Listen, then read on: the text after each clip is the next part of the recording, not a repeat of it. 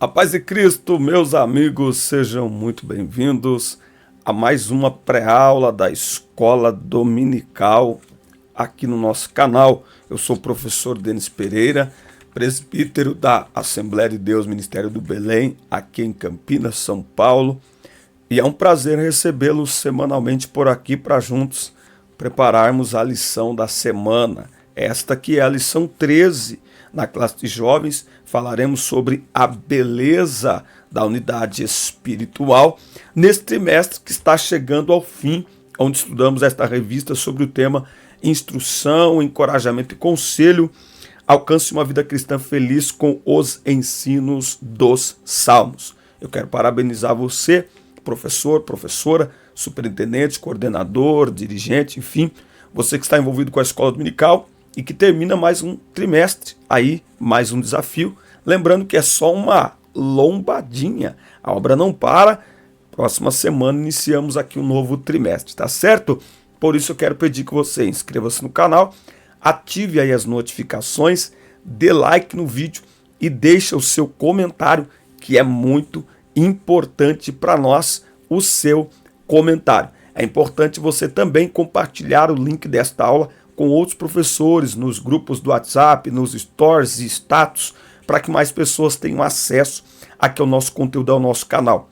Lembrando que nesta próxima semana devemos lançar aqui um treinamento, vai ser um treinamento 2 em 1, porque nós teremos um treinamento Transforme Suas Aulas para professores da IBD e o outro que é Treinando Líderes de Juventude. Afinal de contas, muitos líderes eles dão aula na IBD e muitos professores são líderes. Fala para mim aqui, inclusive aqui embaixo, se você lidera o departamento de jovens da sua igreja, responde aqui para mim nos comentários, tá certo? Então fique atento, nos próximos dias eu quero entregar para vocês esse conteúdo que com certeza será bênção para a vida de vocês e vai abençoar a minha vida também, tá certo? Pegue Bíblia, revista, papel, caneta e vamos juntos preparar mais esta aula da Escola Dominical. Lembrando que aqui na descrição dos vídeos tem todas as minhas redes sociais. Denis Pereira Oficial são todas as minhas redes. TikTok, Instagram, Facebook, YouTube, tudo. Denis Pereira Oficial. Twitter também, mas eu não estou usando. Lembrando também que todo sábado às 9 da manhã tem o Fala Denão Podcast, com conversas edificantes e inspiradoras para vocês. E tem convidado, posso falar? Não vou falar, mas fica atento que tem convidado especial. Na verdade, todos são, mas tem aí convidados que tem gente que não estava esperando e ficará surpreso com o convidado que temos já agendado aqui agora para as próximas semanas. Bom, vamos lá. A beleza da unidade espiritual. O texto principal está aqui em Salmos 133:1. Ó quão bom e quão suave é que os irmãos vivam em união. A unidade da Igreja de Cristo começa em Deus, em nosso relacionamento pessoal com Cristo, tá?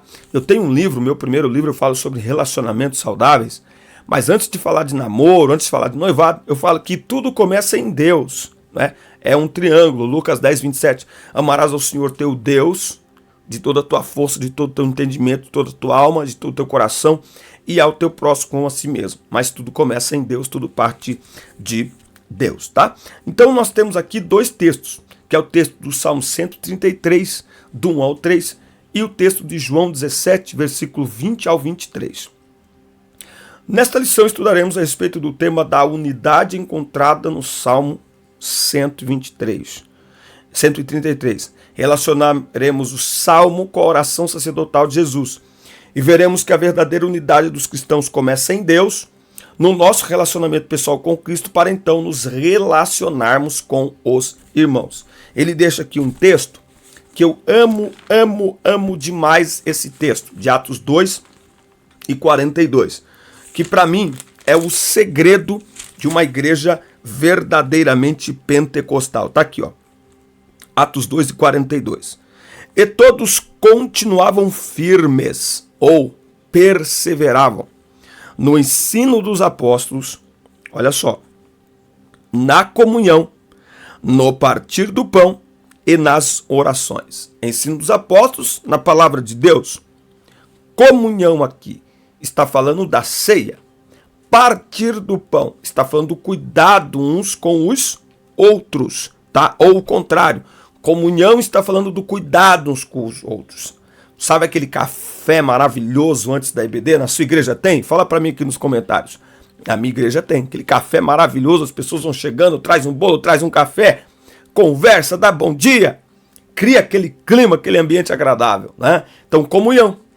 Na comunhão tem partilha, né? Já percebeu que a mesa está vazia, de repente um traz um pão, o outro traz um leite, o outro traz um suco, o outro traz um pão de queijo, o outro traz um pedaço de queijo, aí daqui a pouco chega a irmã com bolo e quando a gente vê, a mesa está farta, tá? Então comunhão, partir do pão, não é, que é a ceia do Senhor, e nas orações. São os 4 pilares de uma igreja verdadeiramente pentecostal. Bom, vamos ver então aqui os tópicos, apresentando ponto a ponto aqui para os irmãos.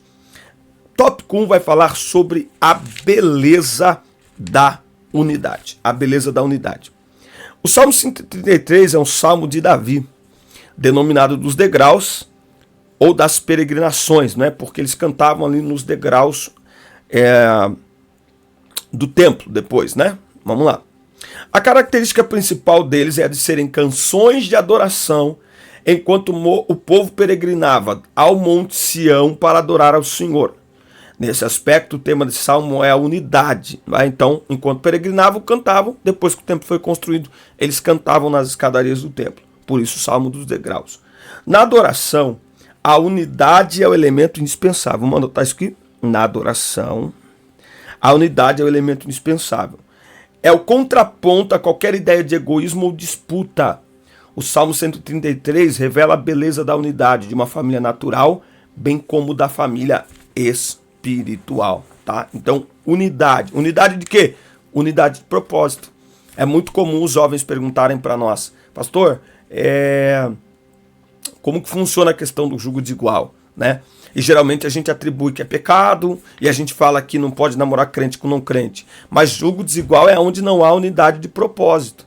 Então você pode ter 2 jovens dentro da mesma igreja, tendo a mesma cultura cristã, mas não há unidade de propósito entre eles. Então é preciso ter muito cuidado com isso. Então, quando a Bíblia fala de unidade da igreja, fala de unidade de propósito. Eles caminhavam juntos, eles andavam juntos, na mesma direção, tá?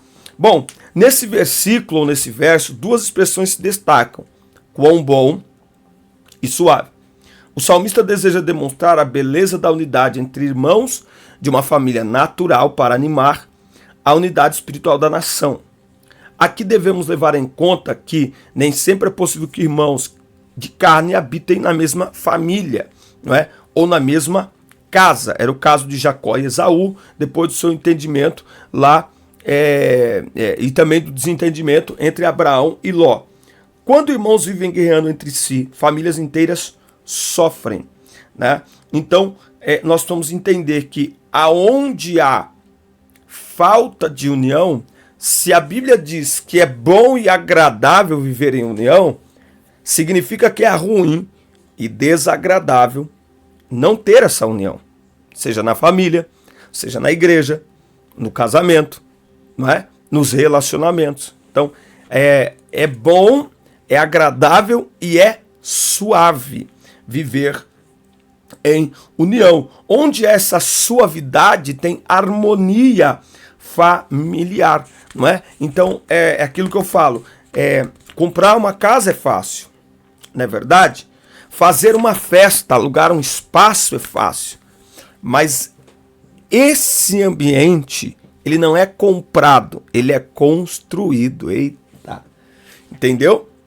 Então, comprar uma casa é fácil, pagar um casamento é fácil, né? Fazer uma festa, reunir os amigos é fácil, mas criar um ambiente agradável, aí não é com dinheiro, tá? Não é com dinheiro, tá? Então, essa imagem, ela vem transbordar para a unidade espiritual, pois o salmista espera que os peregrinos israelitas apliquem essa verdade ao subir unidos para adorar no templo, não é? Então veja, nós na igreja somos irmãos espirituais uns dos outros, filhos do mesmo Pai, não é?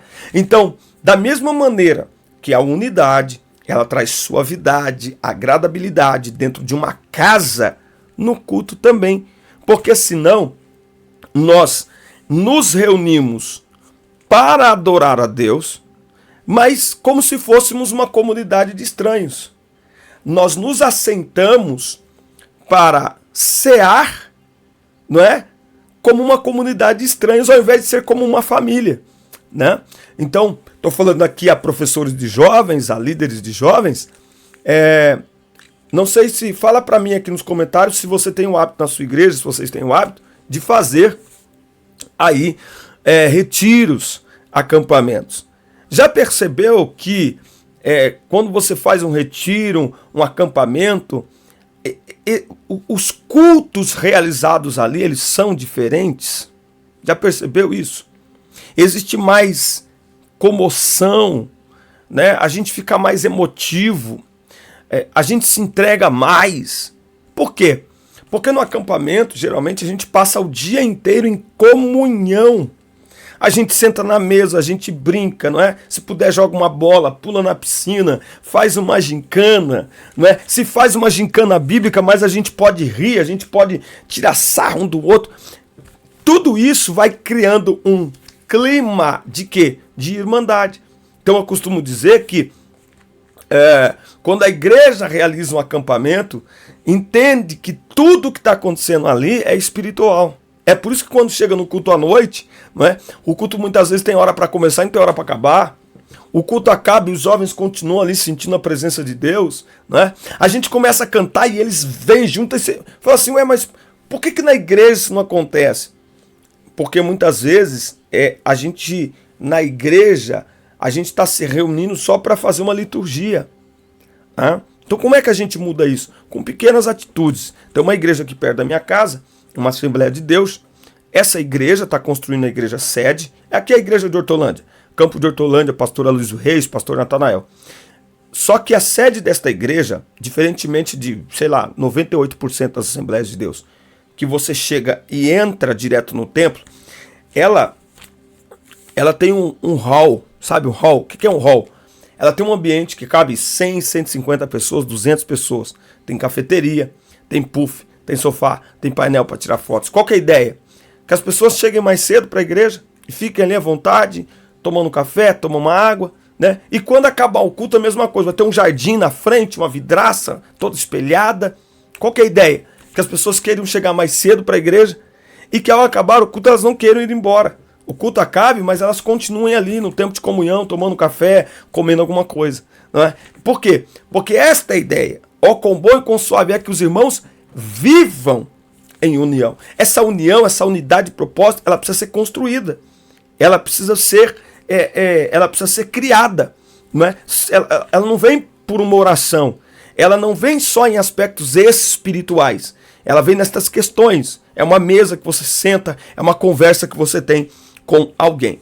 Bom, nós temos aqui duas imagens aqui para representar essa unidade. O óleo da unção e o orvalho de Hermon. Davi usa aqui duas imagens, né? A consagração do sumo sacerdote acontecia apenas uma vez na vida dele e tratava-se de coisa santa. O perfume do óleo exalava todo o ambiente, conforme ele escorria sobre o corpo do sumo sacerdote, sua cabeça e barba, bem como suas vestes. Então, o que é que está sendo colocado aqui? Que tipo de comparação que é essa? A comparação é clara. A unidade espiritual observada do ponto de vista de Deus é coisa santa, sagrada, que destila bom perfume, formosura e doçura em qualquer ambiente por onde passar. Então, a igreja deve ser um ambiente agradável, né? A igreja deve ser um ambiente onde as pessoas queiram voltar, onde as pessoas queiram ficar, onde as pessoas se sintam à vontade, né? As pessoas se sintam à vontade. O outro elemento que ele coloca aqui é o orvalho de Hermon que desce sobre os montes de Sião, né? Então, o Monte Hermon, ele ficava distante dos montes de Sião. E é interessante estudar um pouquinho sobre o Monte Hermon. Por quê? Porque o Monte Hermon, ele está num ambiente de muito sol. Então, quem olha o monte, quem se aproxima do monte, a temperatura é altíssima. Só que ele é tão alto que o cume do monte fica coberto de neve o ano todo, né? Mas conforme o sol bate, o Sol derrete parte desta neve, e esta neve derretida, ela forma pequenos rios que correm pelo Monte Hermon, certo? Esse orvalho do Hermon. Então é por isso que em volta do Hermon você tem vegetação, você tem vida ali, que não é compatível com a temperatura. Como é que isso é possível? Porque existe este orvalho do Hermon que banha aquelas terras, trazendo vida, trazendo frescor em período de sequidão. Então, a unidade, ela produz isso. Nós estamos vivendo um tempo de muito imediatismo das pessoas, de muito egoísmo, né, da coisificação do ser humano, mas a unidade, ela quebra tudo isso. A unidade, ela nos aproxima, né? A unidade torna um ambiente onde há sequidão, um ambiente onde a vida floresce, naquele ambiente de sequidão. Então, por mais difícil que seja a situação que o jovem esteja vivendo, se ele está numa igreja e o departamento de jovens trabalha essa questão da unidade, ele vai viver e lutar as suas adversidades se sentindo amparado, se sentindo acolhido, não é? Ele não vai se sentir sozinho, se sentir isolado. Então, a unidade, ela é extremamente necessária para a nossa vida, para a nossa comunhão com Deus, não é? É aquela coisa, como é possível dizer que tenho comunhão com Deus que não vejo se eu não tenho comunhão com o irmão que eu vejo? Então, comunhão, unidade, cuidado, parceria, companheirismo. Bênção do céu, aleluia. Tópico 2, unidos para a fidelidade e frutificação.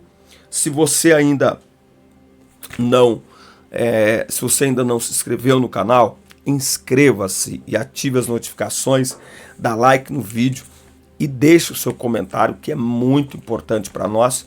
E fique atento, eu já vou começar a gravar as aulas do próximo trimestre, e fique atento ao nosso treinamento. É um treinamento duplo, mas você vai adquirir como se fosse um só, certo? Você vai adquirir um treinamento, eu vou te entregar 2. Um para liderança, treinando líderes de juventude, e o outro, transforme suas aulas com conceitos práticos para você aplicar na sua liderança em sala de aula, para transformar as suas aulas e para dinamizar a sua liderança. Olha só, unidos para a fidelidade e frutificação, unidade na igreja.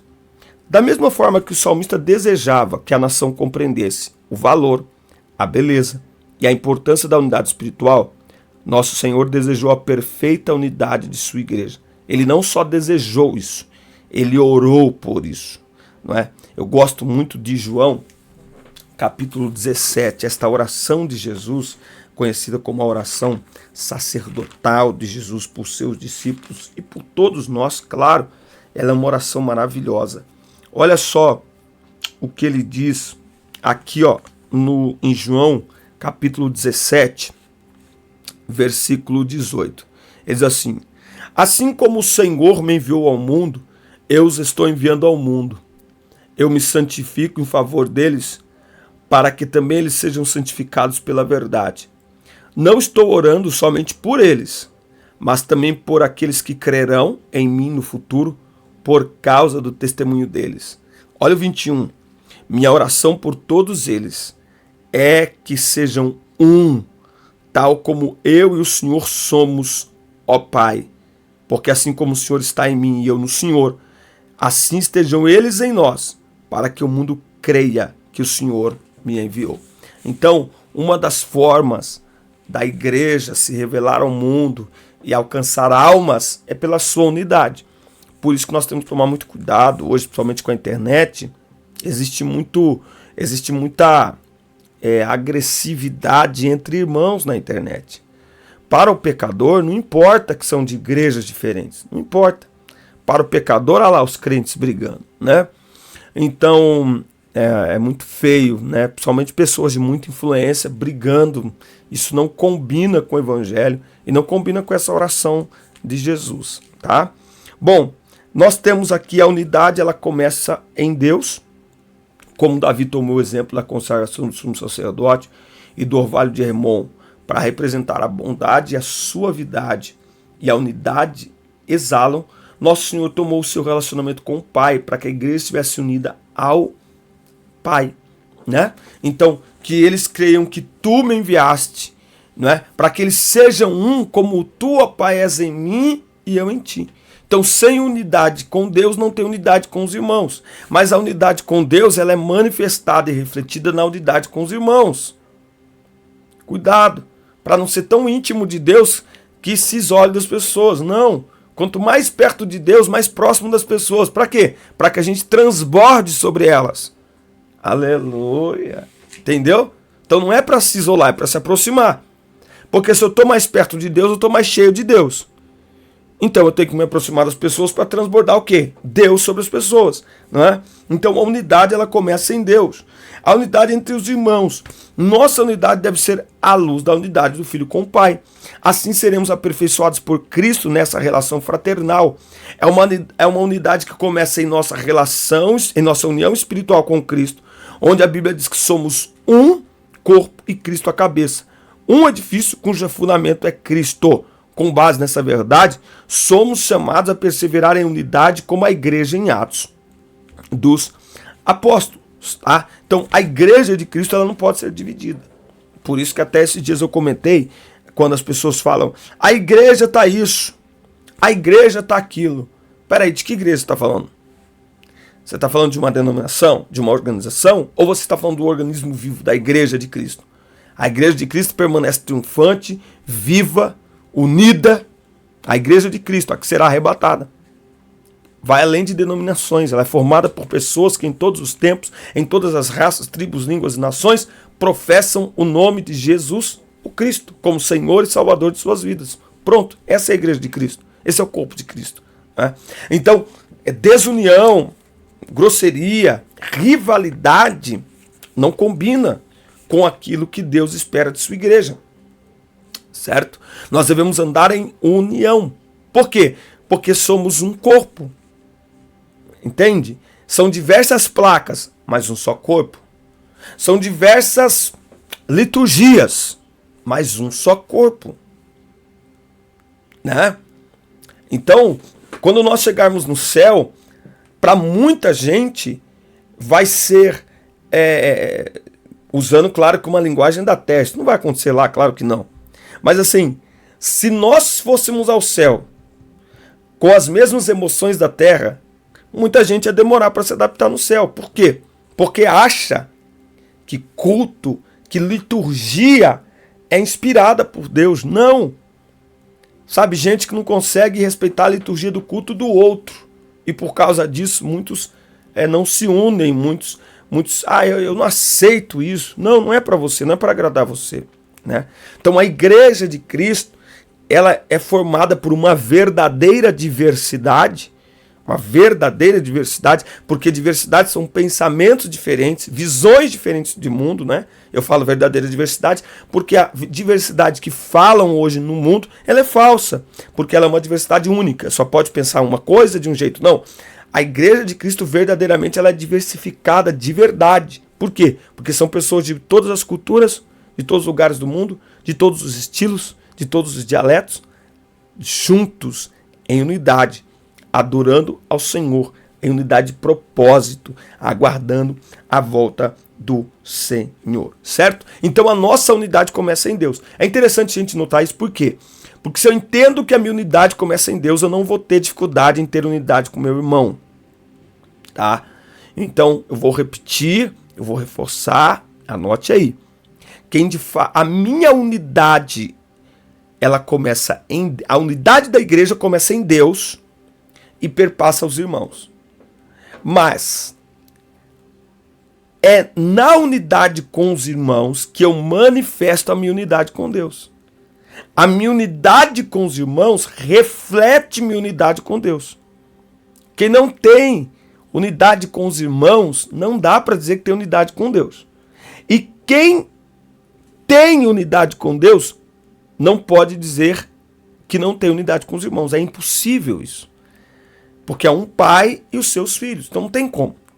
Certo? São filhos diferentes. Gostos diferentes, vontades diferentes, estilos diferentes. Mas são filhos do mesmo pai, Por quê? Porque creram em Jesus Cristo. Certo? A unidade deve levar em conta o que temos em comum, ou seja, cremos na mesma fé, praticamos a mesma piedade e prestamos o mesmo serviço. Então, independente da cultura, da liturgia diferente, cremos no mesmo Senhor Jesus como Senhor e Salvador de nossas vidas, servimos a Ele, certo?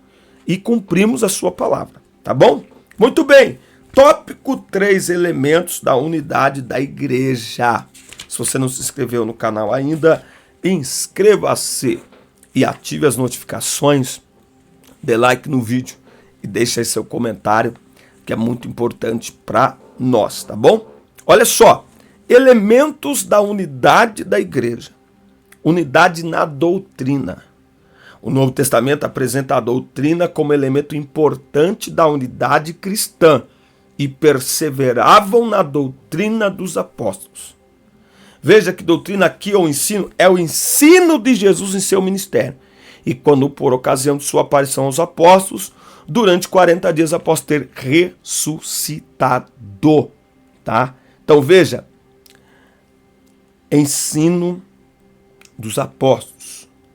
Paulo escreve ao jovem Timóteo e diz: tu, porém, tens seguido a minha doutrina, permanece naquilo que aprendeste, de que foste desinteirado, sabendo de quem o tens aprendido. Então, a doutrina fala o nosso intelecto, a nossa razão por meio do Espírito Santo. Deus nos deu essa faculdade cognitiva para conhecer as suas verdades. Então, eles perseveravam na doutrina. Deixa eu alfinetar você aqui. Você tem discipulado os seus alunos? Ou você chega lá, dá aula e vai embora? Discipular é caminhar ao lado. E se você lidera, você tem discipulado os jovens que você lidera? Ou você se preocupa só em marcar ensaio, marca o ensaio no domingo e canta à noite? E tá bom. É isso que para você é, sabe? Isso não é nada. Doutrina. Sabe de quem tens aprendido, Paulo fala para Timóteo. Doutrinar é ensinar, é instruir, é educar, é insistir, é repetir. E isso é liderar. Eu falo isso no treinamento. Não entendo. A liderança acha que liderar jovens hoje é marcar ensaio. Isso não é liderar, gente. Isso dá para marcar pelo WhatsApp. Deus não coloca você numa liderança de jovens para você ficar marcando ensaio, para você cobrar eles porque eles não vieram no culto. Deus te coloca numa liderança de jovens para você caminhar ao lado dos jovens, ensinando a eles a palavra de Deus, doutrinando na palavra, respondendo, questionando, aplicando a palavra, repetindo, instruindo e repetindo de novo, tá? Então, unidade na doutrina, tá? A unidade da igreja se manifesta na doutrina. Nós estamos vivendo tempo de valores fluidos, cuidado, tá? Hoje nós temos igreja inclusiva, Bíblia inclusiva, culto inclusivo, pregação inclusiva. Só uma coisa, não tem céu inclusivo. O céu não é inclusivo. O evangelho não é inclusivo. Não. Vós sois sal da terra e luz do mundo. Vocês são geração eleita, sacerdócio real, nação santa, povo de propriedade exclusiva de Deus. Segui a paz com todos e a santificação, sem a qual ninguém verá o Senhor. Então, pode ter igreja inclusiva, Bíblia inclusiva, pregadores inclusivos, pregações inclusivas, cultos inclusivos, mas o céu é exclusivo, é para todos que nascerem de novo. É para todos que viverem em santificação. Céu Igreja é outra coisa. Agora, aqueles que estão na igreja com intenção de entrar no céu, eles não querem um evangelho inclusivo, até porque não existe. O evangelho, você tirou a essência dele, não existe. Então, a igreja precisa ter uma unidade de doutrina. Unidade de doutrina. Não é unidade de usos e costumes, gente. Usos e costumes mudam de acordo com o lugar, de acordo com o pastor presidente, de acordo com o tempo, de acordo com a cultura.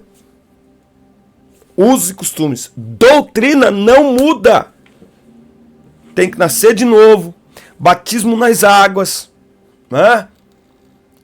Ceia do Senhor. Doutrina.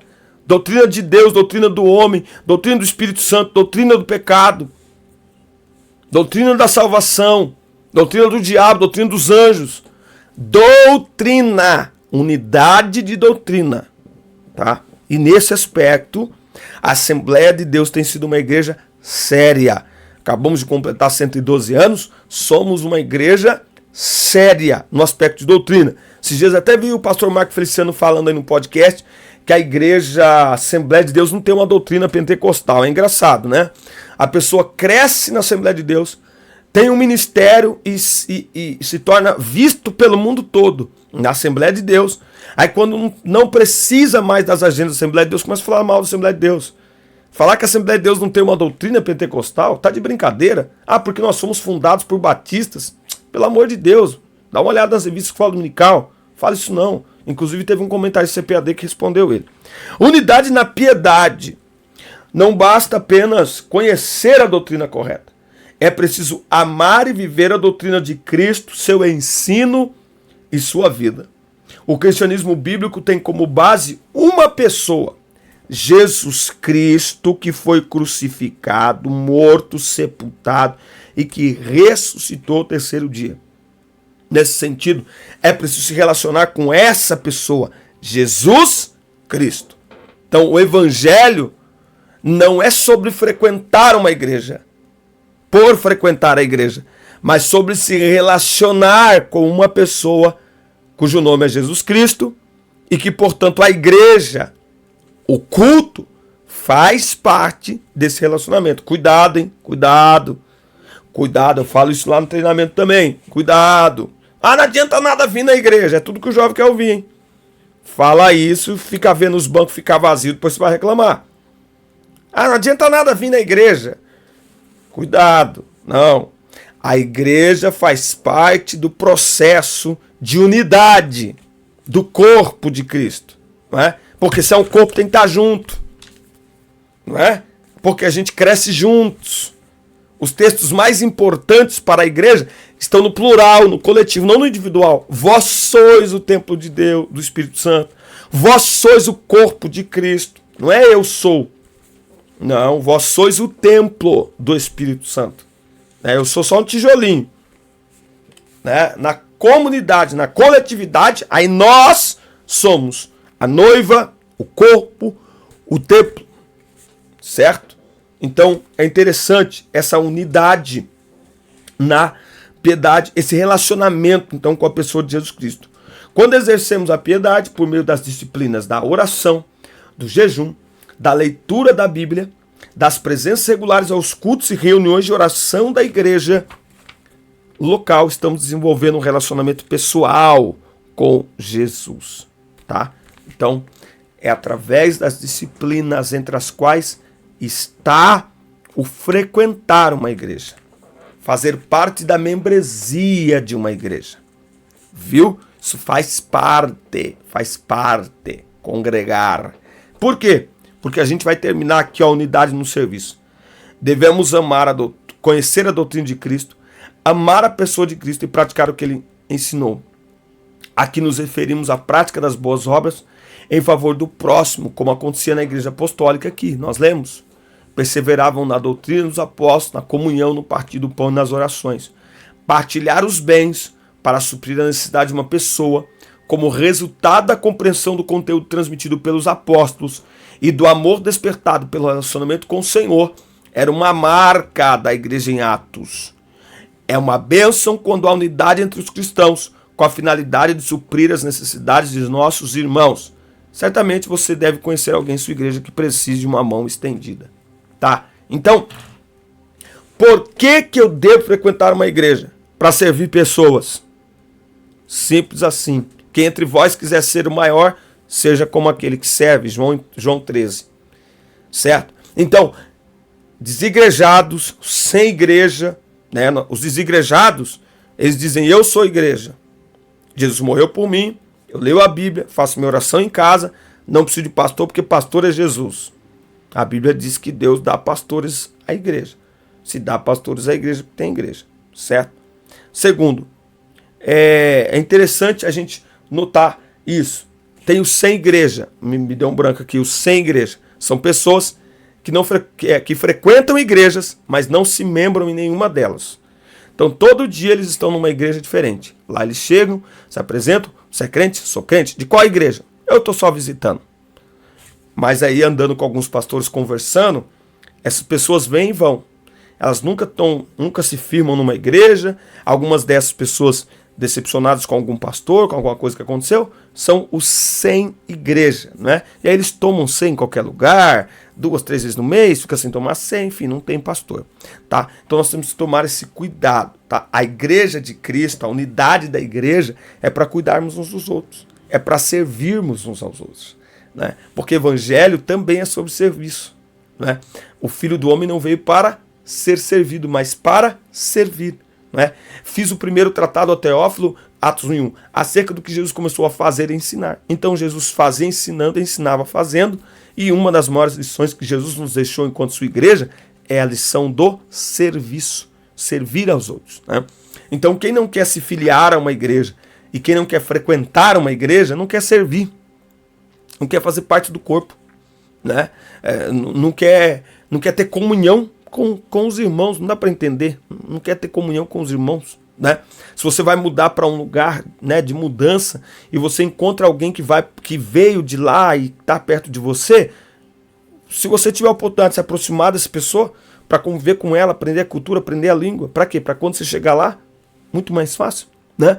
Então não faz sentido. Então a igreja de Cristo, ela cresce em unidade, na doutrina, na piedade e também no serviço. A Bíblia diz que as pessoas percebiam essa unidade da igreja e o Senhor ia acrescentando. Então a unidade da igreja, ela é um dos elementos que faz a pessoa que está se sentindo abandonada no mundo olhar para a igreja e dizer, ali tem um povo que cuida um do outro, ali tem um povo que torce um para o outro, ali tem um povo que caminha junto, eu quero estar com aquele povo. Falando aí para jovens, não é? Jovem gosta sempre de sair em bando, né? De sair com a galera, de sair com não sei o quê, de sair com a turma, não é? Então é muito bom a igreja ser um ambiente agradável, o departamento dos jovens ser um ambiente agradável, aonde eles queiram ficar, onde eles queiram estar, não é? Então, além da liturgia do culto em si, o culto, nós precisamos entender, não é? Que esses dias uns amigos aqui da cidade de Limeira,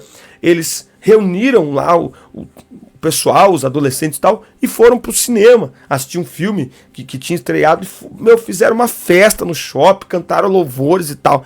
O que é isso? Unidade. Não é? Então quando a gente é fora da igreja, do ambiente de culto, que é bem formal, a gente estabelece os vínculos de amizade. Jovens precisam fazer amigos aonde? Dentro da igreja. E você não faz amigo durante o culto. Você faz amigo numa mesa, numa roda de conversa, numa brincadeira, numa dinâmica, num acampamento, entendeu? Então, o jovem, ele precisa fazer amigos dentro da igreja. Se a igreja não promove esses ambientes, sabe, de descontração, de entretenimento, claro, tudo em oração. Lembra que eu disse lá no começo sobre o acampamento?